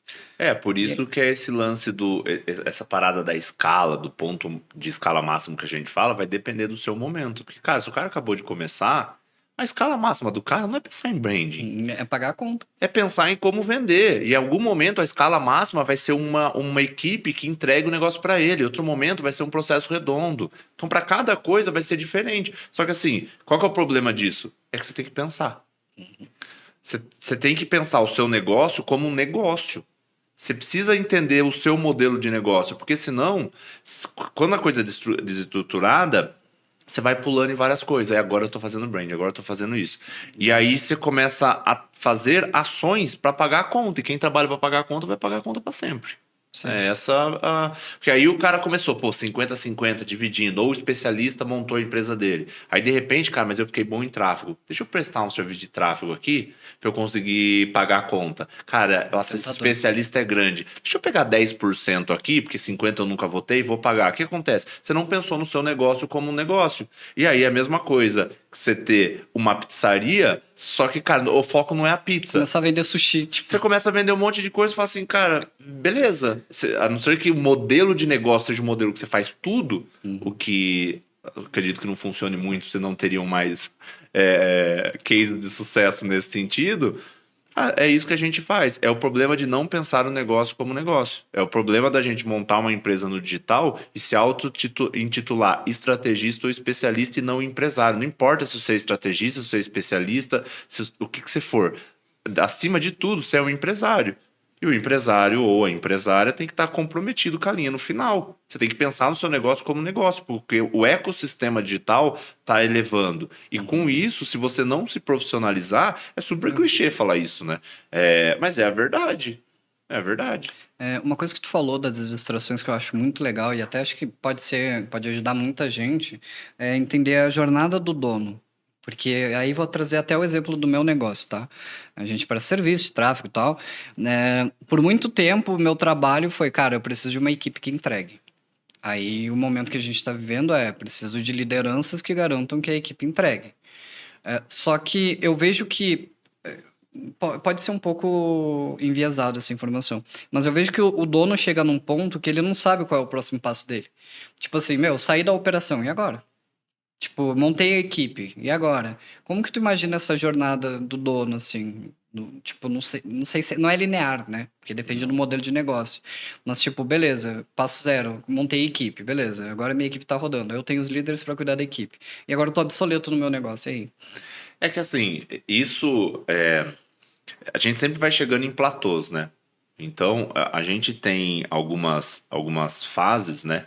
Que é como se, tipo, a primeira fase ali é o que a gente chama meio que de Vale da Morte. Que não quer dizer que a pessoa vai quebrar, mas quer dizer que a empresa, a agência, o negócio é tão dono dependente que se acontece alguma coisa com ele, termina. Ou a agência que é tão dependente do especialista que se ele sai fora o negócio quebra. Então esse aí é o primeiro passo que é o do Vale da Morte. O que é fazer? Arregaçar a manga e gerando caixa, desencana de comprar carro, desencana de trocar de casa, vai gerando caixa, vai fazendo esse desenvolvimento. Beleza. Depois disso, a gente chega numa gestão, num ponto do dono, que ele ainda está trabalhando de forma negativa, digamos assim. Que é o quê? Cara, que ele ainda está muito no operacional. Ele tá não atendendo tem suporte. Isso, ele não tá com risco de quebrar, ele já sabe vender, ele já tá consolidado, mas esse é o momento que, cara, o cara tem que arregaçar as mangas e começar a pensar em trazer pessoas boas. Quando ele começar a trazer as pessoas boas, o foco dele é ter esse time. Imagina que, assim, o objetivo do dono em qualquer parte da empresa, né, é criar liderança, porque só criando liderança que você sai do operacional. Qual que é a única forma de você sair do operacional? É pegando o que você faz e entregando para outra pessoa. É a delegação. Você precisa ter pessoas capacitadas para você delegar e não delargar, né? Então, beleza. Aí você está ainda nessa negativa porque tudo depende muito de você. A partir do momento que pessoas começam a entrar, você começa a ajustar alguns processos, não quer dizer transformar tudo em processo. E aqui tem um conceito importante. Tudo que a gente for aplicar de gestão, ela sempre tem que ter um objetivo final muito claro. Porque se ela não tiver um objetivo final claro, não é gestão, é burocracia. E tem uma diferença muito grande nisso. Você começar a ter 5 funcionários que contratar uma consultoria financeira para estruturar o seu financeiro, isso é burocracia, isso não é gestão. Então, se eu estou estruturando meus processos, qual que é o motivo de estruturar esse processo? Eu vou ganhar velocidade, eu vou ganhar dinheiro, eu vou ganhar tempo? Vou reduzir custo? Isso, tem que ser sempre dentro de alguma alavanca ou de algum resultado da sua empresa. Beleza. Aí a gente vai pro outro passo, né? Saiu da negativa, Vale da Morte negativo, que é a gestão neutra, que é aquele sentimento que a pessoa tem de que está andando de lado ou que está deixando muito dinheiro na mesa. Por quê? Porque a empresa cresceu, ela vê o time bom, ela vê que ela sabe fazer lançamento, mas ela não está conseguindo sair desse platô. Aí o que a pessoa tem que fazer? Ela tem que enxertar inteligência de alguma forma. Pensa do ponto de vista de PDCA, né? A evolução, você sempre consegue fazer alguma coisa injetando conhecimento. Né? Planeja, executa, checa e injeta conhecimento para você fazer essa volta. Esse conhecimento pode ser o quê? Pode ser uma mentoria, pode ser uma consultoria, pode ser um novo colaborador, pode ser um novo sócio, pode ser diversas coisas. Aqui eu tô falando só do ponto de gestão, tô falando de produto, seja lá o que for, né? Porque aqui eu não tô falando que o problema da pessoa é escala, ou crescimento ou dinheiro, a gente tá falando de estrutura de negócio. Então, enxertando esse conhecimento, você vai pro próximo ponto, que seria a gestão positiva. Só que você nunca fica nessa parte positiva. Por quê? Porque quando você tá com a equipe redonda, com os processos redondos, vendendo bem, você vai arrumar um problema. Você vai querer crescer. Vai querer virar especialista, vai querer... Vai querer vender alguma coisa que estava ali guardada, que você olha e fala, putz, grila, a hora que eu tiver tempo... Pô, um avião até para andar reto, ele tem que estar acelerando, né? Aqui é a mesma coisa. Beleza, você vai ficar olhando a sua equipe? Porque se você falar, cara, tá bom, vou viver só assim, normalmente o negócio degringola. É difícil. Cara, você não vê gente muito empresário muito bom, empresa muito grande que para. Porque senão o negócio meio que degringola. Então, você chegou nessa positiva, você desorganiza de novo e volta. É a mesma lógica que a gente falou do negócio do sobrevivência para isso. Só que do ponto de vista de gestão, é sempre isso, cara. É sempre criar equipe. Quanto melhor for a sua equipe, mais ela libera o seu tempo para você fazer o que vai fazer o negócio acontecer. E aí você vai cercando de pessoas complementares para te ajudar, desde sociedade, desde especialistas, desde outras coisas, pensando sempre nisso. Mas o que eu vejo que muita gente negligencia é essa parte da frente, sabe? O objetivo, a meta, o planejamento. A maioria das pessoas não tem planejamento. Então, como você não tem um negócio bem definido, porque é o que você estava falando, o negócio não ser linear, né? Então, você imagina que você vai sair do Brasil, né? E você vai, sei lá, até algum país da África de barco. Cara, você não vai fazer assim, né? Ele desce para cá, ele sobe, né? A maré vai vindo, você vai fazendo isso. Aqui é a mesma coisa. Se você tiver bem definido, cara, eu quero colocar no final do ano no bolso tanto. Para eu colocar tanto, eu preciso faturar tanto. Você vai desenhando esse caminho, rumando para cá. E aí você para de fazer doideira no meio do caminho, porque começa a surgir um monte de oportunidade, ele vai te levando para lá. Só que como você não tem esse objetivo, como é que você sabe se você está nessa parte positiva, negativa? Como você sabe quando você tem que entrar de cabeça no operacional? Porque, cara, pô, você vai fazer um novo produto, talvez você tenha que entregar. Como que você vai saber? Baseado lá na frente. É que no digital, como as pessoas que entram na minha mentoria mostram lá o planejamento, tem gente que o ano passado faturou 700 mil e a meta esse ano é 6 milhões. Cara, beleza, pode acontecer, mas não é usual, entendeu? Não dá pra pensar assim, porque, cara, não, mas é só pegar mais 2 especialistas e cada um fizer 1,5 milhão, dá 6. Beleza, né? E muitas das vezes a gente esquece, claro. O papel né? aceita tudo. A planilha aceita tudo, né? Eu sou da época do papel. Eu acho que a gente negligencia muito isso mesmo de meta, assim. Porque às vezes quando tu estipula uma meta, já deixa claro que talvez o teu modelo de negócio não vai atingir a tua meta. Quando eu estava fazendo um planejamento estratégico desse ano da empresa, eu botei lá, quero faturar 5 milhões. Aí eu fiz conta, assim, eu falei, puta, eu vou precisar quadriplicar o time, eu vou ter que quadriplicar o número de clientes, ou dobrar o ticket e ter a metade dos clientes. E eu falei, cara, eu não quero. Tipo, não tá, tipo, fere o meu estilo de vida, o que eu quero e tal. Eu falei, cara, quando eu botei isso no papel, eu vi que, porra, não, eu queria faturar 4, 5 milhões. Aí eu olhei e eu falei, cara, não vai ser aqui. Aí a gente começou a pensar, tipo, beleza, o que a gente pode fazer para ficar mais próximo disso, sem morrer no processo? E aí são as iniciativas que estão acontecendo agora, né? Pô, e ele abre a sua cabeça, né? Quando você coloca, por isso que na tua grava faz meta de 5 anos. Cara, o que você consegue alcançar aqui? E aí, quando você não está alcançando, começa a surgir um monte de coisa. É óbvio que às vezes o planejamento está errado e você precisa refazer. Mas se você manter o seu objetivo lá, vão começar a aparecer várias iniciativas. Porque o lance da meta, a gente não controla o resultado, se o cara vai pagar ou não. Mas a importância da meta não é o lance do resultado. A importância da meta é a definição dos comportamentos que ela gera. É o norte. O caminho que precisa ser trilhado, né? O melhor exemplo é o emagrecer. Cara, eu quero emagrecer 30 quilos. Cara, não dá pra você saber se você vai chegar ali ou não. Mas o que vai definir daí é ir todo dia na academia, correr 3 vezes por semana. É essa parte importante. Quando você não tem esse lá na frente, o que acontece? Cara, putz, acho que mês que vem dá pra encaixar um lançamento, hein? É isso. Aí se a gente fizer uma ação... Eu vi que semana passada entrou 300 pessoas no meu perfil. Se a gente fizer uma live pra vender alguma coisa, não que isso não possa fazer parte... Não, é importante, mas é... Mas aí você começou a ir pro lado do não planejamento e do lado de não estou vendo o meu negócio como um negócio. Porque para você, a não ser que você tenha a melhor equipe do mundo, o que não é improvável, se você focar em fazer uma ação, você tá tirando o olho da outra. Não dá para fazer tudo, entendeu? E às vezes você tá deixando de construir um negócio de médio prazo que vai te dar muito dinheiro porque você tá focando agora. Canso de ver isso no digital, cara. O que impede a pessoa de ter muito dinheiro é ter um bom dinheiro. E aí ela fica ali, entendeu? Ela fica ali, quando Presa poderia Fica dar na dinheiro. corrida, né? E o dinheiro no digital, ele troca de mão muito fácil. Cara. O cara começa a faturar e ele investe pra caralho em várias coisas, consultorias, contrata gente... Daqui a pouco o caixa dele zerou e... Porque foi desgovernado, né? E para quem não tem um rumo, qualquer rumo serve, né? Foi o que tu falou. Tipo, cara, se eu não tenho um objetivo, eu gosto de fazer sempre do processo inverso, né? Eu começo com o que eu não quero. Tipo, Bom. cara, eu não Boa quero dica. ter 100 clientes, eu não quero ser AV4. Acho que é até bom cortar isso. Mas, eu não quero, eu sei o que eu não quero, beleza. Porra, isso pode me nortear para onde eu sei o que eu não quero e para onde eu quero chegar. Se não, cara, qualquer caminho serve. E vai fazer o quê? Por que você tá fazendo isso? Porque, sei lá. E aí o cara fica preso, né? Eu vejo essa falta de maturidade em crescimentos. Tipo assim, o cara cresce, ele chega num ponto... E acho que é um pouco da pirâmide de Maslow, né? Ele sai da sobrevivência, ele consegue viver relativamente bem, o negócio tá estável, e aí eu tenho os dois extremos. O cara que fica correndo atrás do próximo nível obcecadamente se perde, e tem o cara que ele... né, eu acho que manter faturamento não é ruim, né? Se o cara se manteve no jogo, tá ok, tá óbvio que a gente quer crescer, mas, pô, manteve às vezes é uma vitória. O CAC só aumenta, então, pô, no outro ano faturou a mesma coisa, investindo a mesma coisa, ótimo. E tem um outro cara que ele não sabe. Tipo, ele se vê num lugar... Eu já tive conversa assim com os clientes.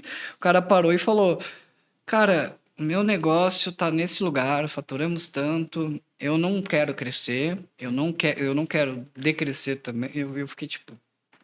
Aí ele falou, cara, pensa numa solução pra mim. Ele falou, porra! Tipo assim, toma o teu filho aqui, ó, decide onde que ele vai estudar, qual faculdade que ele vai... Mas ele é o funcionário da própria empresa, né?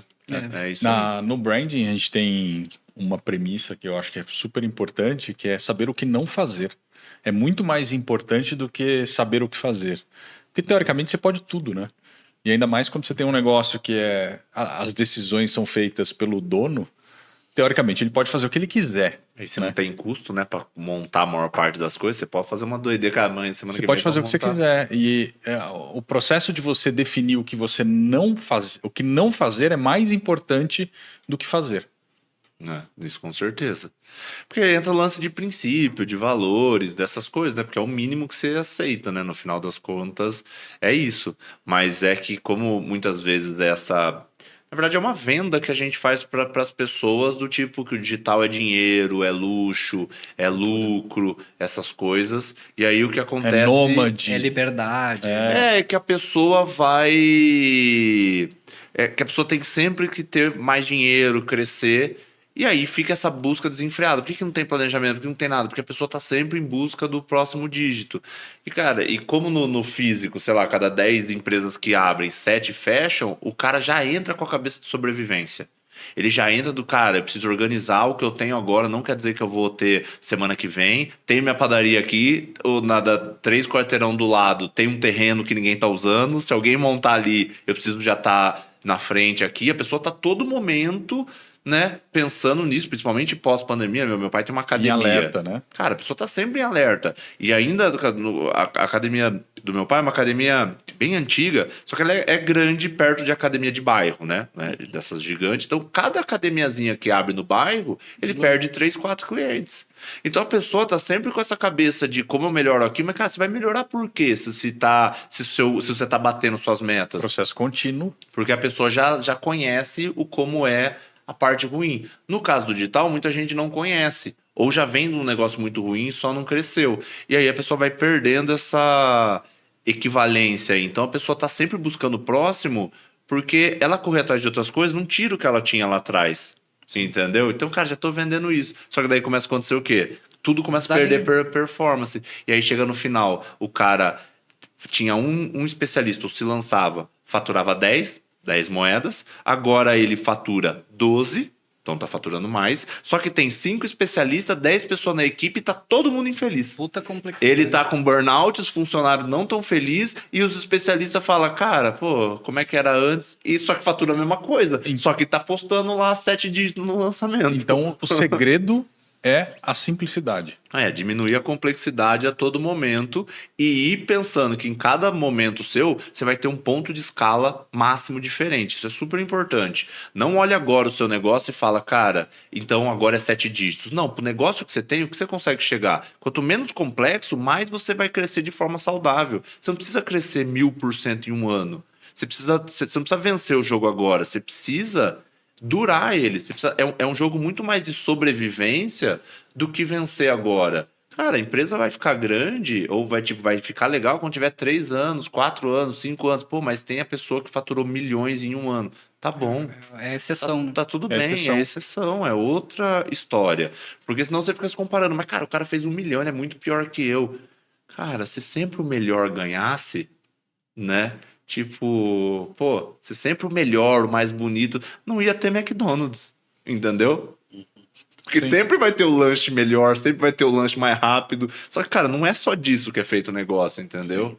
Então, acho que a pessoa tem que entender isso aí, cara. Diminui a complexidade e entende que em cada momento de negócio é um momento. E o mais rápido possível, aprende de gestão, aprende de pessoas. Porque se você for dono de um negócio e querer empreender para todo sempre, o seu empresário é até o quanto você conseguir, a única coisa que é certeza é que você vai ter que contratar e treinar pessoas. Então você vai ter que aprender. E você acha que esse comportamento tem a ver com essa geração nova de querer resultados rápidos, de não ter paciência? Porque, pô, eu lembro que você ser um empresário nos anos 70, nos anos 80, você alcançava o sucesso com 50, 60, 70 anos de idade, era quando você conseguia consolidar o teu business, né?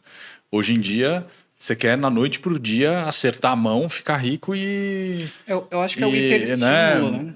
Ficar rico e aposentar. É uma junção de coisas, porque não é só problema da geração em si. O próprio mercado propicia isso. O fato de você conseguir ter coisas escaláveis e vender conhecimento e vender coisas no digital, porque assim, ninguém que está começando agora vai achar que vai ficar rico vendendo água. Porque sabe que precisa invasar, que precisa produzir, que precisa de fonte. Só que agora, como o digital, a internet, ela veio com isso do tipo, cara, você consegue vender uma call, você consegue vender um conhecimento, você consegue vender alguma coisa assim, e você consegue vender para muita gente, cara, o e-commerce, né? Você consegue vender para qualquer lugar, desde que dê para entregar. Então as pessoas começam a ver mais exemplos disso. Antes a gente não tinha exemplo. Quando eu comecei a empreender, tinha poucos exemplos de pessoas, sabe, minha primeira empresa é de 2005, tinha poucas pessoas que faziam dinheiro no digital. Se tivesse, acho que mais perto do digital que tinha era propaganda de TV, eu acho. Era o Peter Jordan no Cifras com AdSense. Tipo, pode ser um outlier, caralho. Isso. E mesmo assim, ó, a estrutura de servidor, de conteúdo, de blog que teve que montar. O cara não olha ali e fala, cara, porra, o Cifras tem 10 milhões de cifras. O cara já tem. Agora o cara vê, chega lá, cai no anúncio, ele vê, cara, putz, passei minha vida inteira trabalhando numa padaria fazendo doce. Cara, agora eu posso ensinar as pessoas fazendo doce e cobrar 297? Porra, se eu vender 10, é mais do que eu ganho na padaria. Então, assim, aconteceu isso com todo mundo. A diferença é que quem é nativo de digital já vai buscando isso mais rápido. E aí começa a ver youtuber, começa a ver não sei o que lá. Fala, cara, nossa, esse youtuber ganha muito. Começa a fazer conta. E aí começa a ter esse tipo de conversa que até então não tinha. Quando a gente era mais novo, sentava em roda, era o lance tipo, nossa, eu acho que daqui 5 anos eu vou virar gerente. Entendeu? Era isso. Agora, cara, daqui 5 anos o cara tem que ter pelo menos a nova Apple. Sim. Realmente. Acho que é um pouco do acesso à informação, né? Porra, antes era biblioteca e não se falava sobre isso, era muito restrito. Não era tão democrático entrar, que nem é agora. A informação não era tão democrática. E também a gente tem muito mais estímulos, né? Tem um livro que eu tô lendo muito bom que chama Nação Dopamina. Eu já li já. Mano, tipo, a gente tá o tempo todo lá, estímulo, estímulo, estímulo, estímulo, estímulo. E aí vem o outro lado, né? E aí tu tem as pessoas com 25 anos deprimidas depois de ter um negócio extremamente bem sucedido, porque... E aí? É contato também com pessoas de sucesso, né? Na nossa época, a gente só ia ter contato com, tipo, se a pessoa aparecesse na TV, se fosse uma entrevista, se fosse, sei lá, no Jô Soares, se aparecesse Na no Playboy, Fantástico, na Playboy que tinha ali a entrevista. tinha entrevista. É só assim. Eu só li a Playboy por causa disso, pra ver as entrevistas.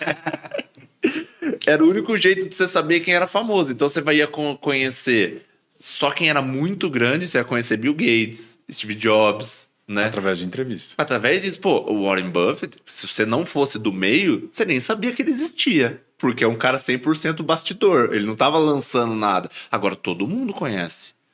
Então isso foi fazendo várias pessoas, óbvio, muito mais pessoas ganhar dinheiro por causa da democratização da internet, mas também você tem contato com muito mais pessoas bem-sucedidas. E ela meio que lima, né? O cemitério de quem não dá certo é silencioso, né? Sim. Então lima todo o resto. Quantas pessoas que venderam produto e que faliram?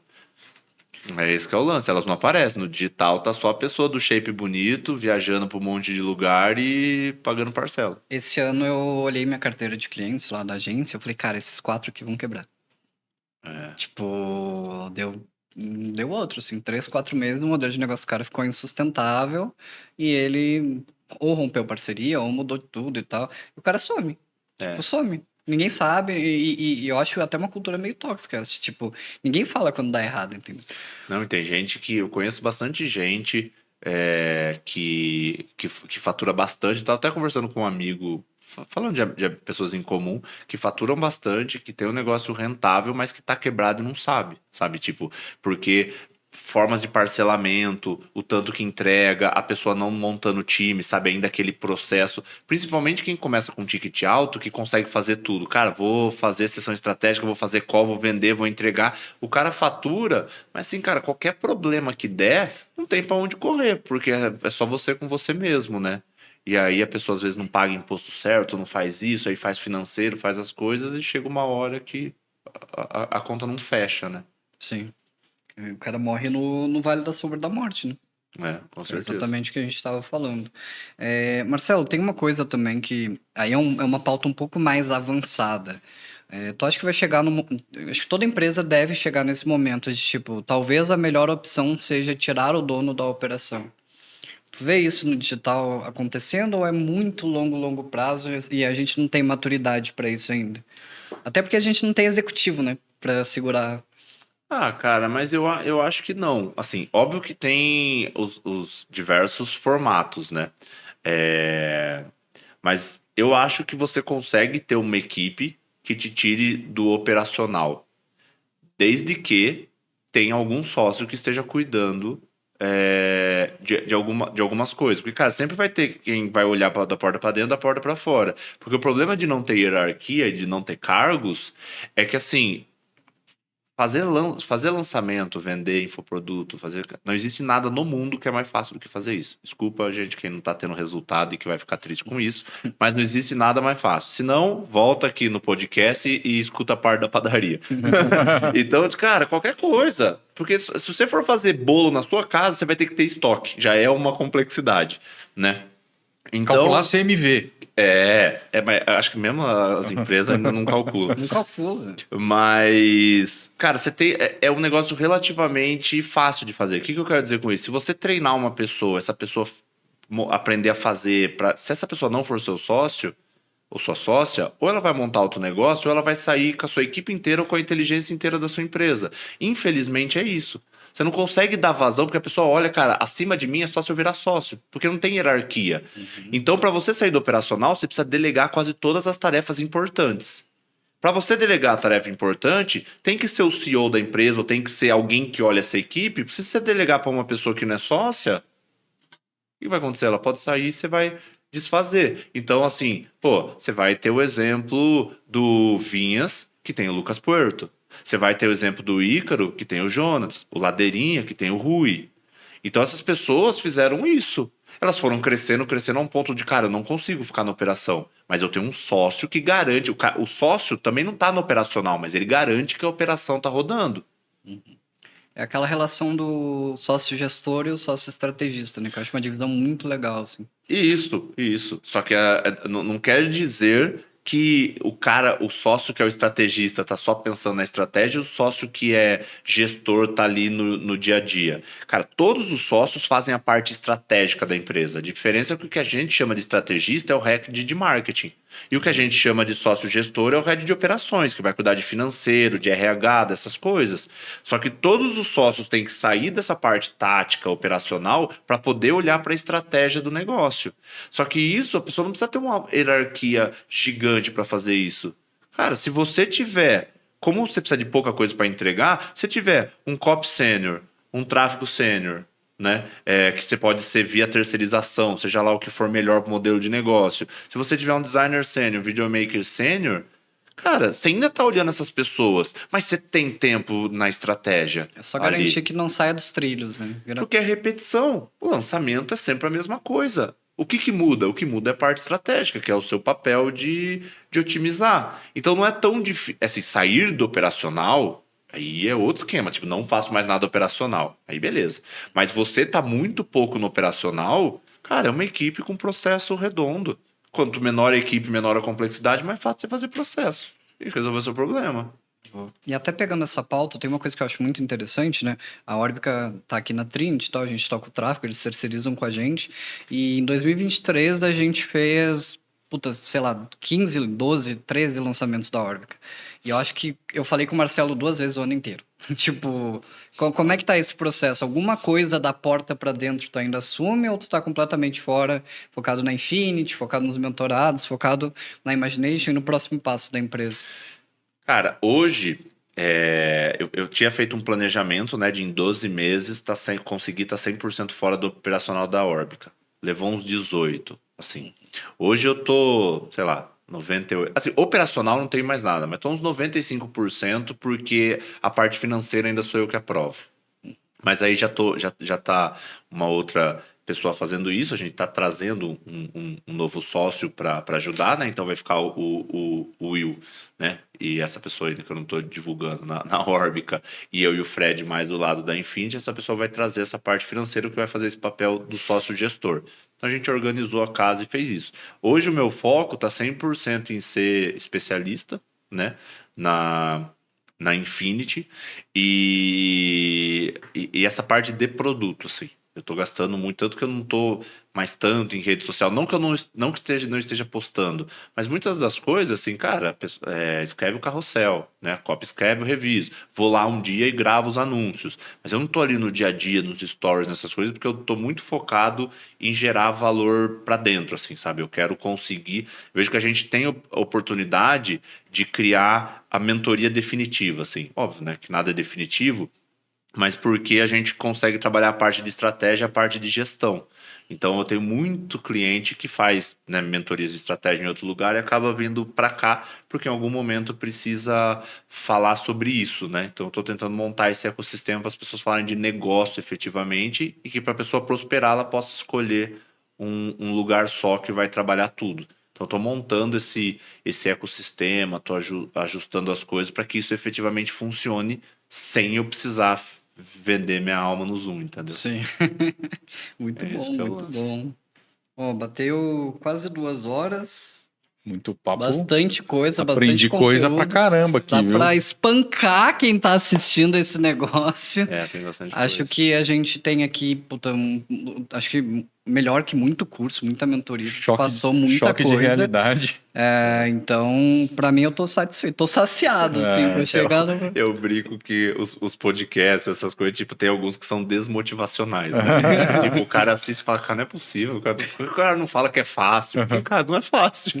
É uma merda. Porque você vê, né, quando você fala, a pessoa, cara, você precisa organizar aqui, você precisa aprender a contratar, você precisa fazer tal coisa, o cara sai triste, né? Ele fala, cara, não é possível que tem que fazer isso. A realidade é essa, né? O que vai separar para quem Depois vai continuar no mercado. Se você faz errado, depois para consertar é mais difícil, né? Muito mais. Cara, não tem coisa pior do que você contratar uma pessoa errada que você gastou tempo para contratar, para treinar e depois você fala, cara, não dá. E aí você fica naquele dilema, melhor com ele, pior sem ele. E você fica empurrando com a barriga quando você vê. O próximo podcast com o Marcelo, 100% liderança e contratação. Com certeza. Porrada. doideira. Marcelo, quer falar da Infinity? Fala do teu Instagram? Fala com a galera ali na câmera, Vende teu convida jabá. aí. Fala do seu jabá. Né, já praticamente. Como eu tava. Mais, né? O podcast é sobre o que eu falo no dia a dia, né? Quase um podcast de jabá.